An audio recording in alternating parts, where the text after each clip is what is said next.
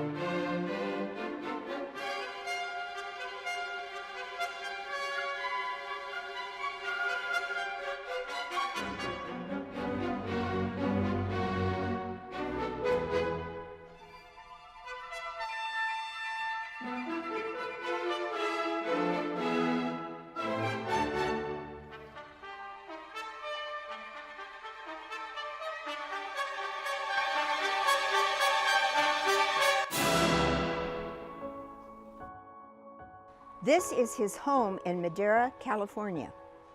Uncle Wallace, who is now 98 years old, has lived in Madera since his birth in 1915.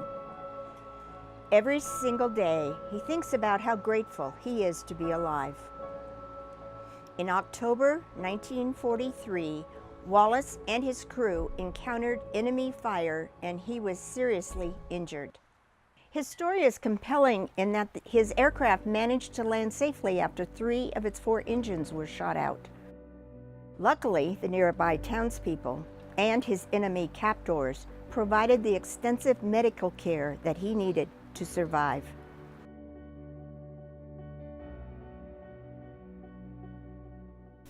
How you doing today? Fine. Doing good? Look Yep. good. Yep. I want to start at the beginning. When did you decide you were going to volunteer for the Army? About the time the war started, Why did you volunteer? so I could fly. Did you find learning to fly difficult, or was it pretty easy for you? It was all right. So did you have any interesting experiences while you were learning to fly? Yeah, I hit a fence down in Tulare when I was in the, What plane were you in? I don't remember what it Oh, was. okay. It was the primary flight training plane. What happened when you hit the fence? Oh, they came and got me and put me in the hospital for overnight. Just a matter of principle. Oh, did you destroy the plane?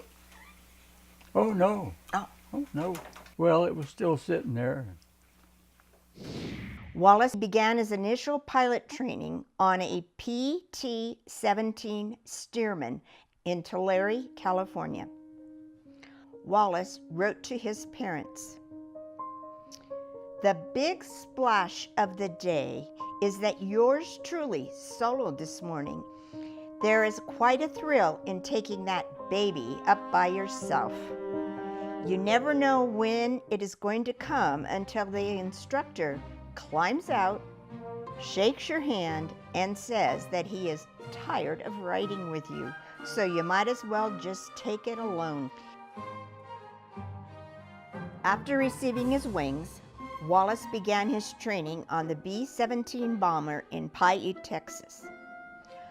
On March 15, 1943, Wallace wrote to his parents, "This airplane is still the finest of them all, so far as I'm concerned. Imagine climbing aboard and flying up to 5 or 6 miles high in really no time at all."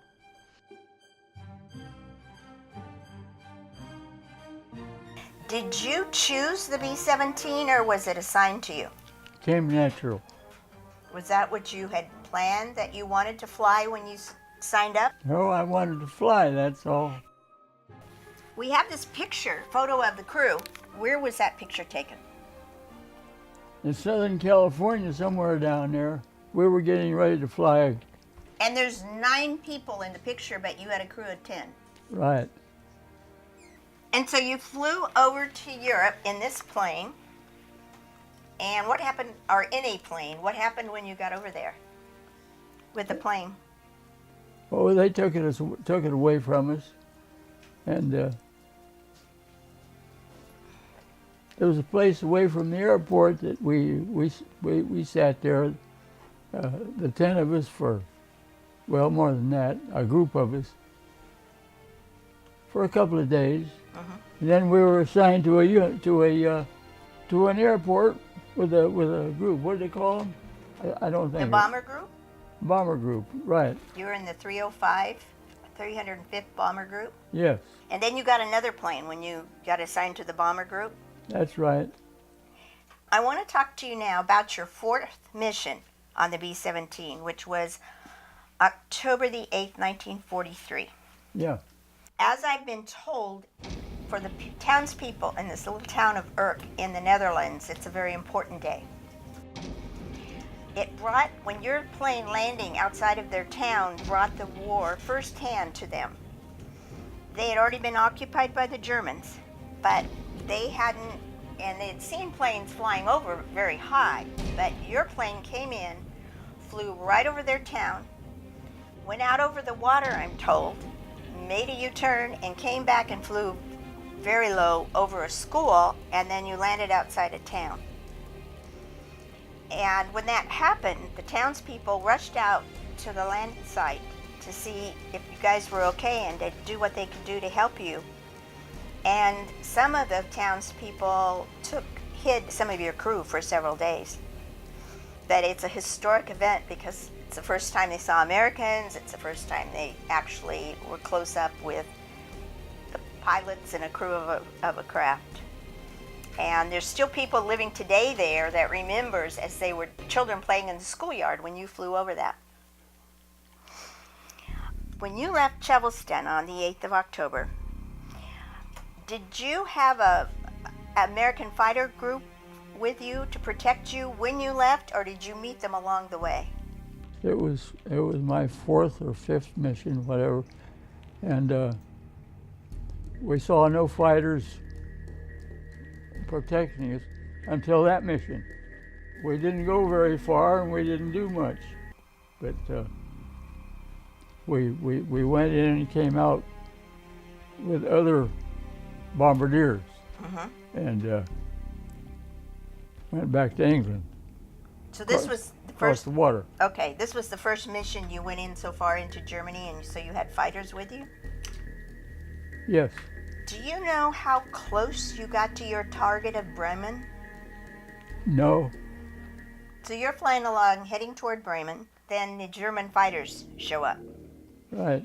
Is this the first time you'd encountered German fighters along the way? Yes. Oh, okay. We were coming out. I remember once you and I talked about this about 10 years ago, and you said that most of the time after you were hit, you were unconscious. But I wondered if you had any memories at all what happened from the time you were hit until you landed, as you were in the aircraft. Do you remember anything that happened in the aircraft during that time? No, not particularly. I stayed in my seat and flew the plane. I didn't turn it to the co-pilot except occasionally.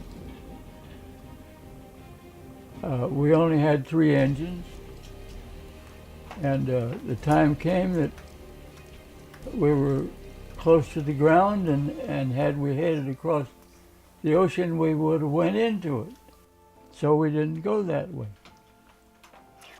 So when Bob Fortman, your co-pilot, landed the plane, were you still in the cockpit next to him in your seat? Of course. Okay.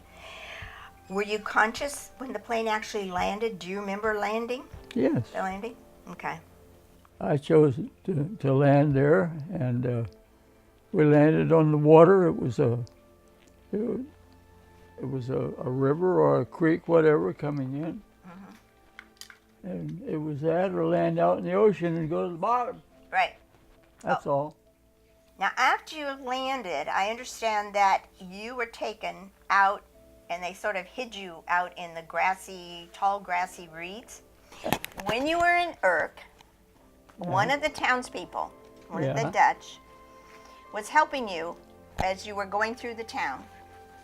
And before you left the town of Urk and went onto the boat to go to Amsterdam, you had white gloves on from when you were flying the plane. And you took the gloves off and you gave them to this man. Does that sound familiar to you at all? No. Well, there's a man there who said you did that, and he loved them. And he kept them, he ended up in a band, and he wore them in the band when he played. Mm-hmm. Do you remember anything about that? No, not at all. I've heard stories about things that happened afterward. They took me up the creek to the little village. Uh-huh. And out of the village up to an open area beside a building where me and my co-pilot, my tail pilot. Right. And we lay down there, and everybody else, I told them to take off running, and they did. The rest of your crew, you ordered them to leave? That's correct. And they followed your orders? Yeah. When I interviewed you before, you said that you were met by 2 Germans, 3 Dutch, and a doctor. And they came in on a boat, which would have been on a canal, which there were a lot of canals around there. Do you remember anything they said to you or anything they did for you when they arrived? No, it's a little odd. What I remember is I woke up on a boat that was, it was a German military boat. Uh-huh. I was down in the below the deck. Uh-huh. And I was there on a bed or a bench, and there was a soldier with me, a German soldier. Uh-huh. We went to a place and landed, and he and I went out, and we went up and got on went through city streets to the hospital in Amsterdam up at the top. I went up to the I think it's the 4th floor, something like that. Right. In the main Amsterdam hospital in Amsterdam. Right. And there the surgeon took me. The German assistants he had there, just soldiers, they were kind of shitty, and he held them off of me. He was a German surgeon. Mm-hmm. I never forgot him. He worked on me there. They put me in a room halfway down the hall where there were maybe 8 beds for prisoners of war. Mm-hmm. And he operated on me and kept me there for, I don't know, 4, 5, 6 days, some such thing. I remember hearing that one of the nurses in the hospital in Amsterdam became a good friend. Yes. Was she your main nurse, the one that helped you the most while you were in the hospital? There were 2. And I put it that way because the Germans caught one of them questioning or being friendly or whatever with somebody like me, and they cut her head off. The other one stayed in, and she traveled from home to Los Angeles to visit a retired, he was a judge from Holland, who was quite famous to her. She got to fly all the way to visit him for a while, and I never forgot that, that's all. They were very nice, and they were good to us in the hospital over there. And she was Dutch? Yes. Do you remember? They used to bring food, and hide it under the bed for us. Such things as that. Well, that was nice. Yes. What was her name, the one that came over here? Oh, I don't know anymore. I understand she came here to visit you? Yes. Up at the corner here. Okay. And she had a couple from Los Angeles with her. And they were a little disappointed, I think. They didn't stay long. Oh. And they went back to Los Angeles. I still think of them occasionally. But I heard her name was Elizabeth. I don't know. And from there they put me on a train and took me up through Amsterdam. We went inland to where the train stopped, and they took me out. I don't know. Anyway, there was a bedroom in there. They put me in it on a bed. They took me out and took me over here to an American German who was a German military man. He was a questionnaire. He and I had quite a visit. He asked me a lot of questions, and he was an American, and we were very friendly. That went on for this one afternoon, possibly the second, I'm not sure. Then I left there and went down and went back to the train station, where I got on a train and went to Obermarsfeld. Obermarsfeld was there was 2 floors up, or 3, 2 I think. Uh-huh. And it was controlled by the Germans, but it was handled in there was a German a man in charge of it. But he was so poor and his job was so bad that he committed suicide before I left there. Oh. And I got to know the surgeon. He was from Australia. There was up on the 2nd floor. There was quite a large, long room there that had British officers in it who were prisoners of war. Uh-huh. One of them was from the top government in England. They were having a good time all along that side of the room. He took me up there and split a bottle of wine with me. Ah. He was a nice guy. And you built a house? Designed a house? Sure, you got to do something. What's it made out of? That was made out of boxes that the American Red Cross shipped over there, loaded with food and such things as that. They supported it. From the time they picked you up in Urk and took you to Amsterdam and then on to Obermarsfeld, and until you came home, you were always well treated? Yes. I've never known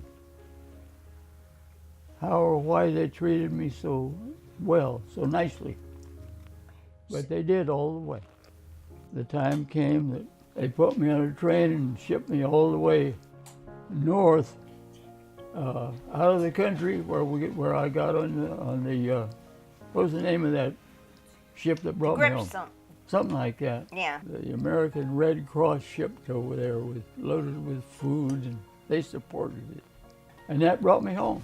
When is the first time you knew you were going to be able to go home at a particular, right then almost? Were you at Obermarsfeld at that time, or was it the next place when you found that out? Oh no, they shipped me there from Obermarsfeld. You knew you were going home then? Well, sure. Oh, okay. They put me in a train, took me up. We went through the side of what's the capital of Germany? Berlin. The Americans were already shooting Berlin up. They were starting to bomb it. And we went across one side of it and saw buildings were just all torn to hell. We kept right on going until we got to over Mossville and got on that beautiful ship. How did you find out it was time for you to go home? I don't know exactly. Do you know how many prisoners were exchanged while you were being exchanged? How big the group was? No, Okay. but I recall that they were. Did you see them? Were you like put together in rooms with other people that were about to be released? What did you do when you were in Sweden, waiting around, or did you wait around very long? We sat in the ship and ate. Oh. Well, on the Gripsholm, I understand that was a regular Swedish cruise ship, and was everybody on it a prisoner going home? Sure, that was a vessel that as I found out, it was traveling the world to Japan and wherever, and they were scheduling this sort of thing. There was a woman in charge of it. I remember she had to lock the door on her room every night. Oh, with all those soldiers on the plane with her. I mean, on the ship with her. Yeah. So what'd you do on the ship?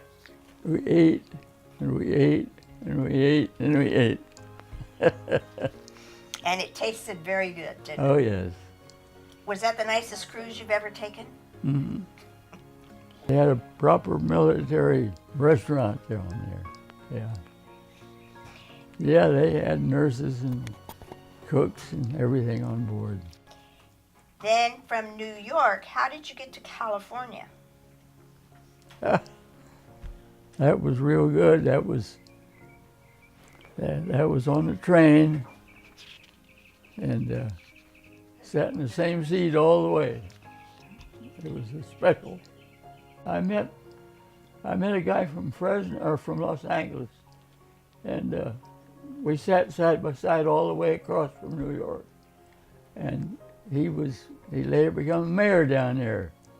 He was the nicest guy. He stopped by up here at my folks' house a time or two later, and checked in, said hello, and then it was over. It wore out, but it's a good memory I've had. We had seats side by side all the way across. It let me out down near Palm Springs. Then how did you get to Madera? Hitchhiked. You get to Madera, do they know you're coming? Is there a group of people waiting to meet you? Or did they just drive you up to your parents' house and say, here you are? I don't think of it. I don't know. Do you remember who the first person you saw when you got to Madera? Oh, it felt fine. I mean, there was no problem there. Do you remember what did your mother do or say to you? I don't know. I remember my father put on a nice party up here at the corner in the house. Big party. To welcome his son home. That's what I remember about it. The people from Madera. Do you remember your friends asking you about the war when you got home, asking you how it was and what you did? Did people want to know? No, I don't recall that. And did you talk about it to people? Did they understand what you'd been through? Oh, I think so. So when you got home, you married your high school sweetheart. Mm-hmm. Were you finished with the military when you got home, or did you still do more military service? No, they treated me from then on. Medical treatment. Did you go to any military bases around here and participate in any way? No, I spent quite a bit of time way north in a military base up in Washington. My wife and I went up there, and it was all exercise and classes and that sort of thing. When did you go back to farming? When did you start farming then? Was it soon after that? Mm-hmm. Okay. Yes. I read in one of the letters to your father, when you got home, you wanted a 1,000-foot runway put in right next to the house. Yeah, we were going to put it across here. You liked flying. We had this 40 acres and Mom and Dad lived up at the corner. Uh-huh. Yeah, that's where I lived then too. Can you think of any questions I didn't ask that I should have asked? Oh, I think you've done pretty good.